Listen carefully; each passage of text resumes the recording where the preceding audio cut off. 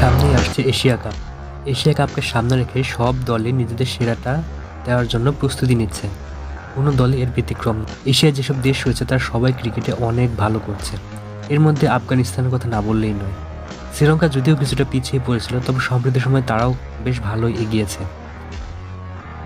তবে বাংলাদেশ দলকে নিয়ে এখনও অনেকেই সন্দেহ করছে। ভারতীয় বিখ্যাত ক্রিকেট বিশ্লেষক আকাশ চোপড়া তিনি জানিয়েছেন বাংলাদেশ নাকি ছোট দুটি দলের বিপক্ষে জয় পেতে পারে, তবে সুপার ফোরে বা কোয়ালিফাই করার মতো দল বাংলাদেশ নয়, এমনটাই জানা গেছে। এদিকে অনুশীলনে আফগানিস্তান ও শ্রীলঙ্কার ক্রিকেটারদের দেখা গেছে বেশ ফুরফুরে মেজাজে। তারা বাংলাদেশকে সমীহ করতেই নারাজ। বাংলাদেশ এখন নাকি তাদের কাছে খুবই ছোট দল।